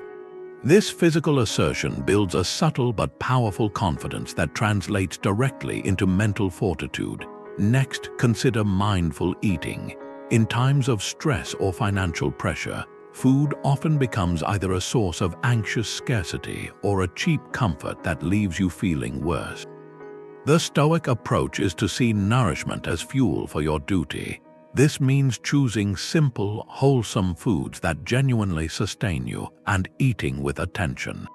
It is about recognizing the difference between eating to numb a feeling and eating to power your next constructive action. It is an exercise in self-respect, treating your body with the care you would give to a valuable tool. Finally, and this is perhaps the most neglected pillar, prioritize rest. The relentless drive to fix everything immediately can lead to burnout, which is the absolute enemy of a long-term rebuild. The Stoics valued purposeful action, but they also understood the necessity of renewal. Quality sleep and moments of true quiet are not laziness, they are strategic recalibrations. They allow the lessons of the day to integrate and provide the energy for tomorrow's efforts. Think of your willpower as a battery. Each decision you make, each emotional challenge you face, draws from it. Physical neglect, poor sleep, and erratic nutrition drain that battery rapidly, leaving you depleted and vulnerable to discouragement. The simple disciplines of movement, nourishment, and rest are how you keep it charged. They are the maintenance schedule for your most important piece of equipment. By minding this physical temple with consistent, gentle discipline, you are doing far more than improving your health. You are building a living metaphor for your entire recovery. You are proving to yourself in the most tangible way possible that you can care for something. You can show up consistently. You can endure small discomforts for a greater benefit. Each step on your walk, each healthy meal chosen over an impulsive one, each night of good sleep earned by putting away your worries is a small victory in self-governance. It reinforces the truth that you are still in command of your own domain, starting with the very ground you stand on. This physical foundation provides the stable platform from which all other rebuilding efforts can be launched with greater clarity and enduring strength. The discipline of caring for your physical temple builds a quiet confidence, a proof that you can steward something of value. But in the modern world, that stewardship extends to a realm that often feels anything but quiet, the realm of money. After a significant loss, your finances are not just numbers on a screen, they are the landscape of your daily anxiety. Every bill feels like a verdict, and every purchase a potential mistake. This is where philosophy meets the spreadsheet, where Stoic virtues translate directly into financial survival and eventual stability. The first virtue to invoke is temperance, which in this context means nothing more and nothing less than living consciously within your new means. Your sufficient minimum is not just a philosophical idea, it is a budgetary line. Temperance asks you to spend below that line to create a margin of safety. This is not deprivation for its own sake, it is the intelligent conservation of your energy and resources. It means scrutinizing every outflow with a simple question: does this expense support my recovery and my virtue, or does it temporarily numb a feeling I am avoiding? That morning coffee from a cafe is not inherently wrong, but if buying it means you will worry about rent later, temperance suggests brewing it at home. This practice builds a powerful inner resource, financial self-respect. You are no longer at the mercy of every impulse or societal pressure to keep up appearances. You are making deliberate choices that align your spending with your purpose. This leads directly to the second financial virtue, wisdom. Wisdom in money is the ability to separate fact from fear. After a loss, the panic to recoup everything quickly can lead to desperate, unwise decisions, chasing risky investments or schemes that promise fast returns. Stoic wisdom urges you to slow down. It asks you to gather information with a calm mind, to make decisions based on research and reason, not on the emotional whirlwind of regret or greed. Before any significant financial move, apply the evening review to it. What are the potential outcomes? Which of those outcomes are within my control? Am I acting from a place of patient strategy or from a place of frantic scarcity? Wisdom also means investing in the one asset no market can crash: yourself. Redirecting even a small amount of money toward a skill-building course, a certification, or a book that expands your capabilities is a Stoic investment. It is using your resources to increase your internal worth, your ability to contribute, which is the truest form of wealth building. This requires the third virtue, courage. Courage is facing your financial reality without flinching and without shame. It is opening that bank statement when you are afraid of what you will see. It is having the difficult conversation about payment plans or adjusted living arrangements. It is saying no to social engagements you cannot afford, not with an apology, but with the simple dignity of someone who knows their priorities. Courageous financial management stands in stark contrast to choices driven by panic or pride. Panic says, "I have to do something big and risky right now or I am doomed." Pride whispers, "I cannot let anyone see how much I have lost, so I will keep spending as I always did." Both are attempts to control an external narrative, and both will deplete your actual resources. The Stoic alternative is humble, courageous honesty with yourself and with those you owe. You look at the numbers, you create a bare-bones budget based on your sufficient minimum, and you follow it one day at a time. This is how you redefine wealth itself, not as an abundant pile of external markers, but as the quiet adequacy to meet your needs and the freedom to focus on your growth. A Stoic budget is not a record of restriction. It is a map of your sovereignty. It shows you exactly what is required to keep your inner citadel secure, freeing your mind from constant low-grade anxiety about money. When your finances are managed with these three virtues, you are not just surviving, you are constructing a new economic foundation that is resilient by design, built not on sand, but on the bedrock of your own character. That map of your sovereignty needs a daily schedule to become a territory you can actually inhabit. A routine in the aftermath of loss is not about restriction, it is about liberation. When your external world has crumbled, the sheer number of decisions you face can be paralyzing. What do I do first? What should I eat? Who should I contact? This decision fatigue drains the very energy you need to rebuild. A thoughtfully crafted Stoic day is the antidote. It is a pre-planned structure that removes countless small choices, conserving your willpower for the meaningful actions that truly move you forward. It transforms chaos into a series of manageable segments, each designed to reinforce a different pillar of your recovery. Think of it as the architectural plan for your new life, translated into hours and minutes. Let us design a sample day, not as a rigid mandate, but as a template you can adapt. It begins not with an alarm blaring panic, but with a moment of quiet sovereignty. You wake, and before checking any device, you spend 5 minutes in bed simply breathing, noticing the light in the room, feeling the weight of your body on the mattress. This is your first act of reclamation, claiming your mind before the world claims your attention. Then, you move to your morning journal for the premeditation of challenges. You write down the single character intention for the day, perhaps patience or courage, and you mentally walk through the likely hurdles. This is not worrying, it is strategic preparation, like a general reviewing the day's terrain.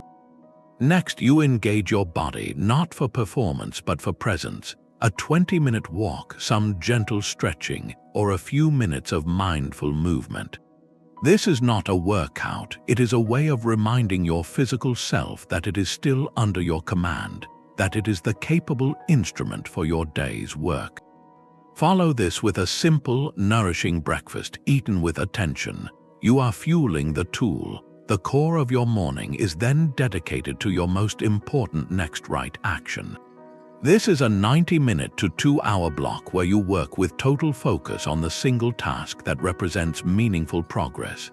It might be revising your resume, researching a business idea, practicing a new skill, or completing a specific step in a project. You silence notifications, you set a timer, You are not thinking about the entire mountain, only about placing this one brick with care. This focused effort is where your new life is literally constructed, piece by piece. The afternoon might hold more variable tasks, administrative work, necessary errands, or research. This is also an ideal time for a small act of community engagement, what the Stoics called your duty to the wider circles. This could be a check-in call with a family member, helping a neighbor with a small task, or contributing to an online forum related to your field. The action is small, but its purpose is large. It weaves you back into the social fabric and reinforces your identity as a contributor, not just a survivor. As evening approaches, you begin to wind down with another physical transition, perhaps another shorter walk or some light tidying of your space. This movement helps process the mental energy of the day. Then you sit for your evening review. With your journal, you ask the 3 questions: where did I act with virtue today? Where did I fall short? And what will I do differently tomorrow? This is not self-criticism, it is honest data collection. It closes the loop on the day, providing clarity and a sense of completion. Finally, you might end with some light reading, perhaps from a Stoic text or something educational, not for frantic self-improvement, but for gentle perspective and calm. You prepare for rest, understanding that sleep is not a surrender, but a strategic replenishment of your most vital resource.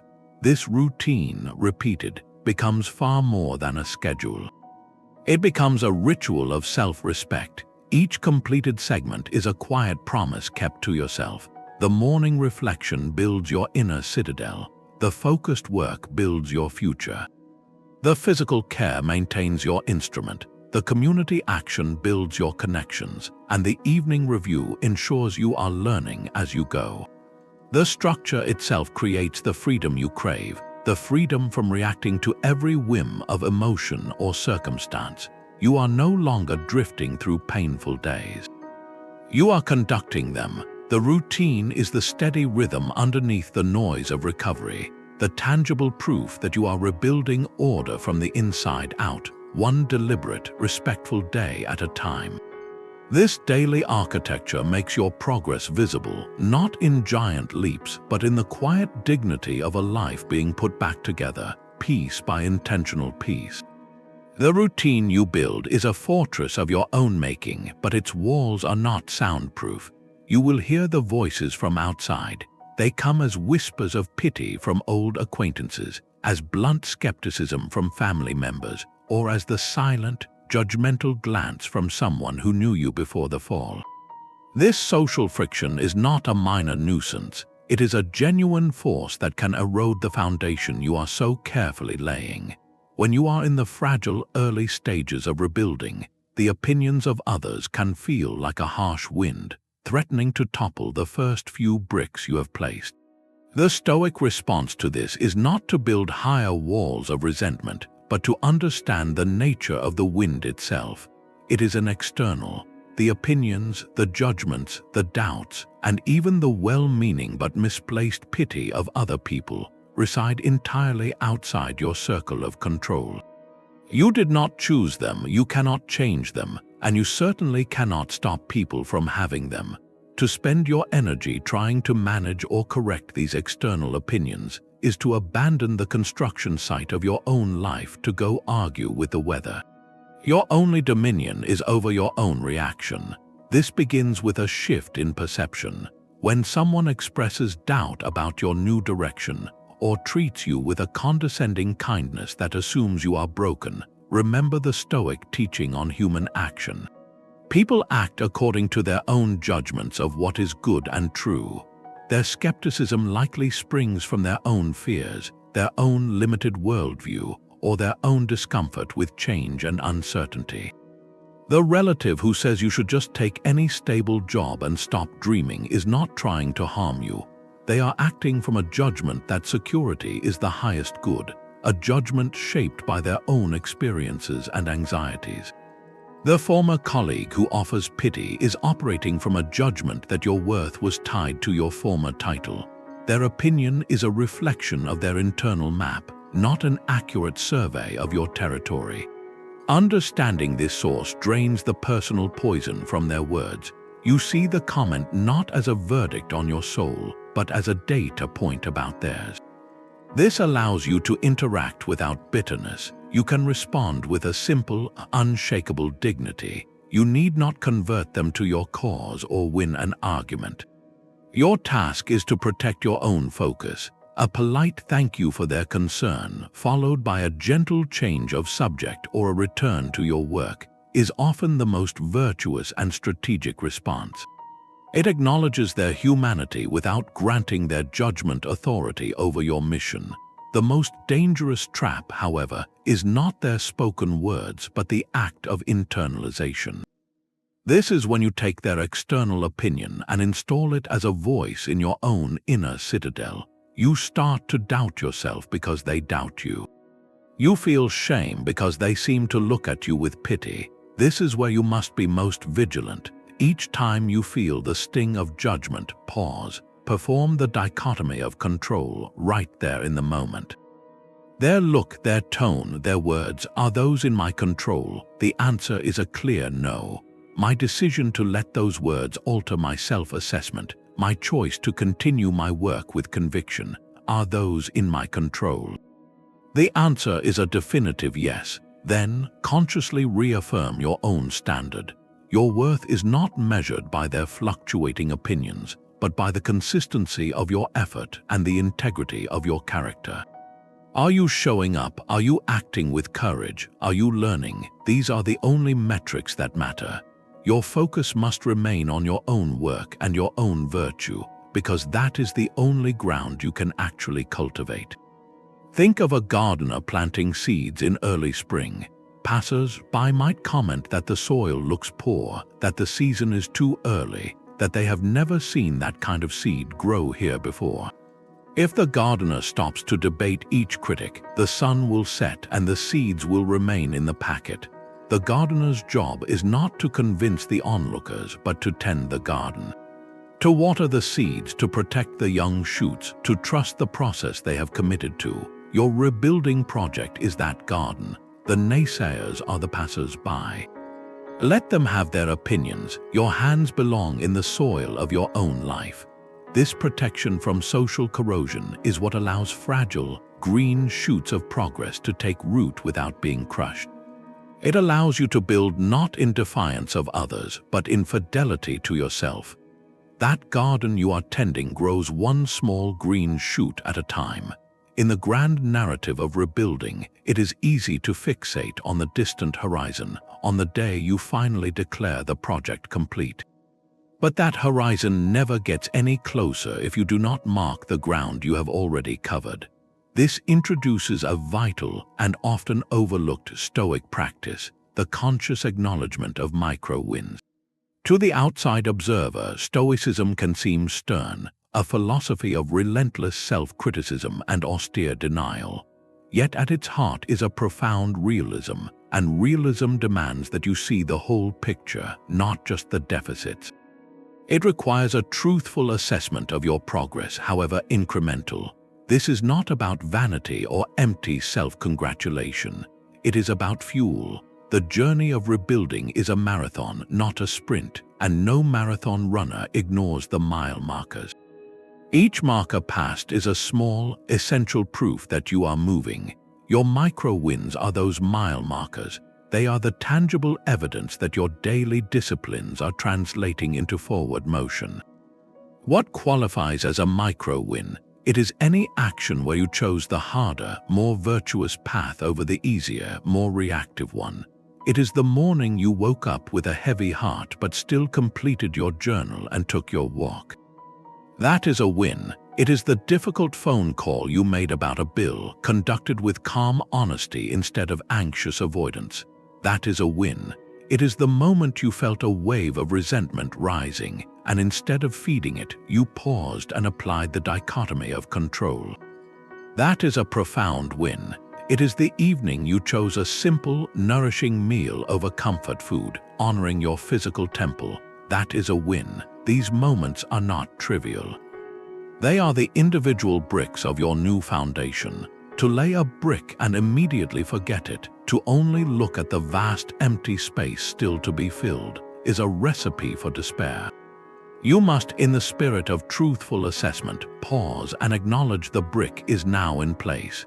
The Stoic evening review is the perfect place for this ritual. When you ask, where did I act in alignment with my best self today, you are not fishing for compliments. You are conducting an honest inventory of your moral assets. Did you practice patience once? Note it. Did you complete your most important task? Acknowledge it. Did you extend a small kindness without expectation? Recognize it. This act of acknowledgement serves a critical neurological and psychological purpose.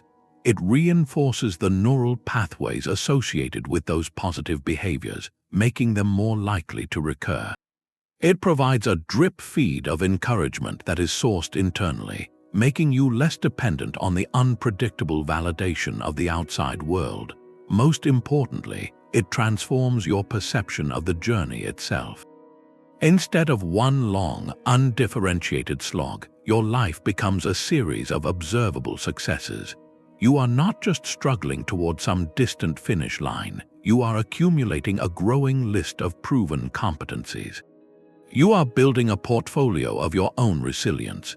Think of a writer facing the blank page of a novel. If they only measured success by the completed bestseller, every single day of writing would feel like a failure until the final moment. But if they acknowledge each day they wrote 500 words, each chapter they finished, each difficult scene they resolved, the process becomes sustainable. They can see the manuscript thickening. Your life is that manuscript. Each micro-win is a paragraph written, a page filled. Celebrating these wins does not make you soft, it makes you strategic. It is the practice of Amor Fati applied to your own effort. You are learning to love not just your fate, but your faithful response to it. You are saying, this was difficult and I met it. This builds a quiet, cumulative confidence that is unshakable because it is earned, brick by acknowledged brick. It ensures that the inner citadel you are fortifying is not a grim fortress of self-denial, but a well-lit home where your own efforts are honored, and where the light from each small victory makes the next step forward that much clearer to see. That quiet confidence from micro-wins builds a steady rhythm, but then, without warning, the rhythm stops. The progress you could measure in small, daily victories seems to vanish. You are doing the work, you are laying the bricks, but the wall is not getting any taller. This plateau is not a sign you are doing something wrong. It is a universal feature of every meaningful rebuild, a silent season where effort seems to disappear into the ground. In these stretches, the old, anxious voice returns, whispering that you have hit your limit, that the world has forgotten you, that your virtuous effort is for nothing. This is where you meet a deeper Stoic principle, one that reframes the entire nature of your struggle. The ancient Stoics called it sympatheia. It means the profound interconnectedness of all things. Picture the universe not as a collection of isolated events, but as a vast living web. A tremor in one strand sends subtle vibrations through all the others. Your life is one such strand. Your actions create vibrations, but so do the actions of millions of others, the shifts in markets, the rhythms of nature, and the flow of cultural currents. Sometimes your progress stalls not because you have stopped pulling, but because the entire web around you is in a different phase of motion. The economy may be contracting just as you are ready to expand.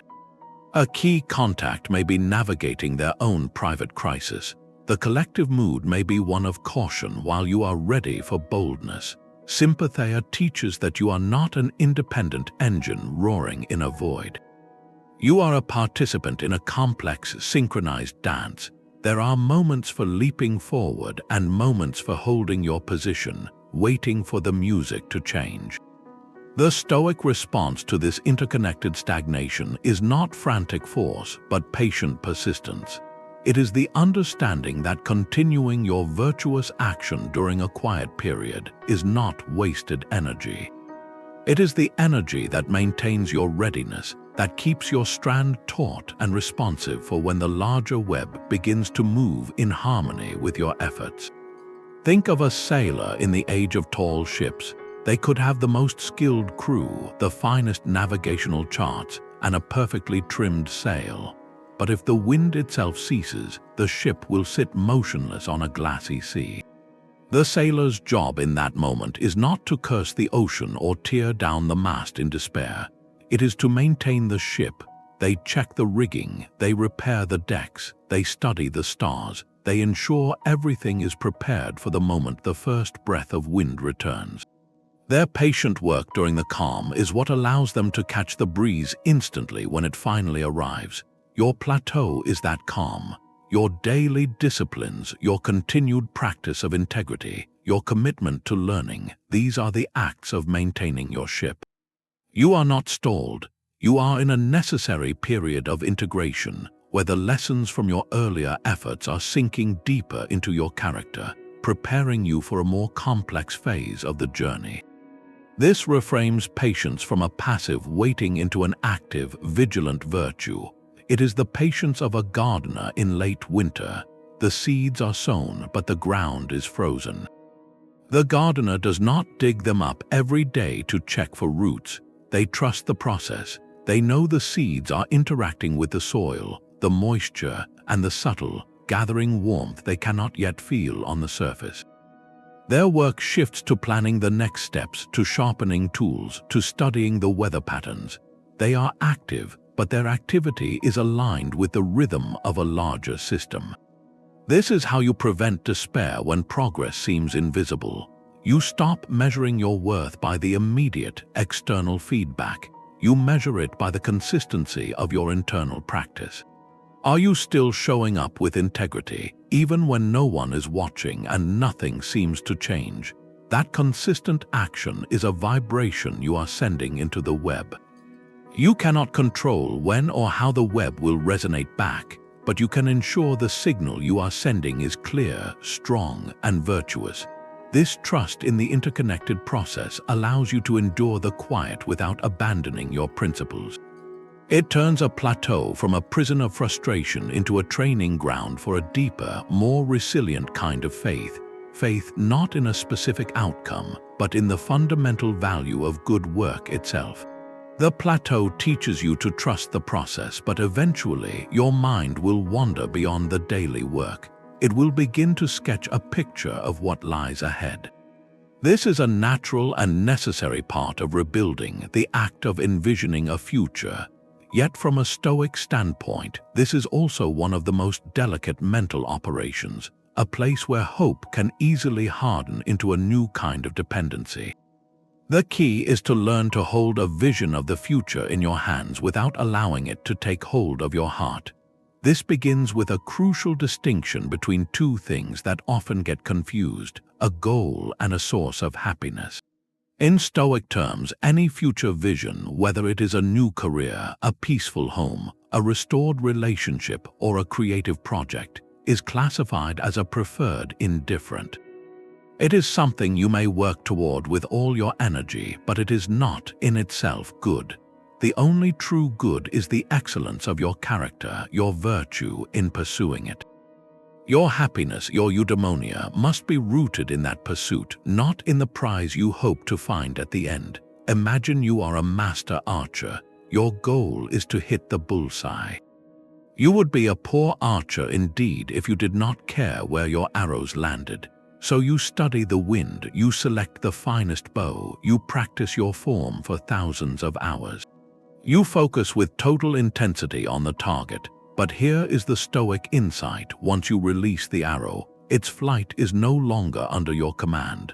A sudden gust, a shifting branch, a flaw in the arrow shaft you could not see, any of these may deflect it. If your sense of worth and peace is tied exclusively to that arrow striking the center, you have handed your inner state over to the chaos of the world. The skilled archer finds their satisfaction in the quality of the draw, the steadiness of their aim, the integrity of their release. The target is what they aim for, but their fulfillment comes from executing their art with excellence, regardless of the final result. Your rebuilt life is the target. Your daily actions, your courage, your patience, your justice, these are the archer's form. You must aim with clarity and effort, but you must derive your contentment from the aiming itself. This changes everything about how you set goals. Instead of writing a future vision that reads like a fixed contract with destiny, draft it as a statement of preferred direction. Do not say, "I will be a published author by next year." That outcome depends on publishers, markets, and countless external factors. Instead, frame it as, "I am committed to writing with discipline and honesty, to completing a manuscript, and to learning the craft of sharing my work." The first version makes your happiness contingent on a specific, fragile external event. The second version makes your fulfillment contingent on your own effort and growth, which are always available to you. You work just as hard, perhaps even harder, because your motivation is purer. You are not writing for validation. You are writing because it is an expression of your purpose. If the manuscript is published, you receive a preferred indifferent. If it is rejected, you have still lived virtuously. You have still built skill and resilience, and you have a stronger, revised work to aim with next. The future, then, is not a destination you are trying to reach. It is a direction you are choosing to face. You navigate by the stars of your virtues, not by the promise of any particular shore. This allows you to work with tremendous ambition while holding that ambition lightly. You can pour yourself into building a business, but your core identity remains that of a person who acts with integrity and solves problems, not a person who must have a six-figure revenue. You can dedicate yourself to fostering a new, healthy relationship, but your wholeness remains rooted in your capacity to love and be just, not in the other person's response. This equanimity is not a lack of desire. It is desire channeled through wisdom. It allows you to adapt without breaking. If the market shifts and your business idea is no longer viable, you are not a failure. You are a person with proven skills in resilience and creativity who now pivots to apply them in a new direction. If a relationship does not unfold as hoped, you are not ruined. You are a person who has deepened their understanding of connection and who carries that wisdom forward. The vision guides your actions, but it does not govern your peace. This is how you build a life that is both aspirational and unshakable. You move toward a horizon you have chosen, but you find your home in the quality of your steps. The real destination was never out there in the future. It is here, in every moment you choose to live well, regardless of what the next moment brings. The ultimate prize of this entire ordeal is not a restored bank account or a reclaimed title. It is the person you have become in the furnace. This process of rebuilding, when guided by Stoic principles, does far more than repair what was broken. It forges a character of tempered steel, a self that is fundamentally different from the one that stood before the loss. That earlier version of you was likely strong in ways you took for granted, but it was also more fragile, its happiness and identity woven tightly into external structures that proved to be temporary. The new self emerging from the ashes is defined by a different kind of strength. It is adaptability itself. You have learned to navigate without a map, to build without a blueprint, to find footing on shifting ground. Where the old self might have been paralyzed by a change in plans, you now see a change in plans as the only reliable plan. This adaptability is not born of chaos, but of a deep, practiced understanding of what you can truly control. Your peace is no longer a passenger in the vehicle of your circumstances. It has become the driver. Perhaps the most profound shift is in your relationship with external things. The pre-loss self likely derived a quiet, unexamined sense of worth from possessions, positions, and the approval of others. These things were the scenery of your life, and when the scenery changed dramatically, it felt like the entire play had ended. The forged character sees the same scenery but knows it is just a set. Your sense of worth is now generated internally from the integrity of your actions and the clarity of your purpose. You can enjoy comfort, but you do not need it to be okay. You can appreciate success, but you do not require it to feel valid. This independence is not isolation, it is sovereignty. It allows you to engage with the world from a place of choice, not of hunger. Your values have been refined in the fire. What once seemed critically important, a certain status symbol, the opinion of a particular group, now feels like distant noise. In their place, a quieter, more powerful set of values has crystallized: resilience, fairness, courage, and the simple dignity of showing up. You know what matters because you have lived through its absence. This clarity cuts through the clutter of everyday life, making decisions simpler and more aligned with your true north. This forged character is the gain that cancels the loss. Everything else that was taken existed outside of you, in that realm of preferred indifference. But this strength, this wisdom, this unshakable core resides within your circle of control. No market crash can erase the patience you have cultivated. No betrayal can undo the self-respect you have built. No natural disaster can take the resilience you now carry in your bones. You have exchanged temporary externals for permanent internals, and that is a trade that leaves you infinitely richer. The ordeal did not happen for you, but you have chosen to make it of you. The scars are not just marks of damage, they are records of healing, each one a testament to a lesson integrated, a fear faced, a virtue practiced until it became part of your nature. You are not who you were, and that is the whole point. You are someone who knows how to stand when the ground falls away, and that knowledge is a kind of light you now carry into whatever comes next. The path of rebuilding ends not where you began, but on higher ground. You have not simply restored what was lost. You have integrated the loss itself into the very architecture of your character, creating a structure more resilient and purposeful than the one that stood before. This is the ultimate transformation. The journey from ruin to renewal, guided by Stoic principles, proves a single, unassailable truth. While everything external, wealth, status, even relationships exists in the realm of what can be taken, your capacity to respond with courage, to act with justice, and to find meaning in the effort itself is an internal possession. It cannot be seized by any force outside your own mind. You have not just survived a storm, you have learned to navigate by the stars of your own virtues, and that is a skill no future tempest can erase. The lowest points in life, those moments when the floor gives way, are not interruptions to our story.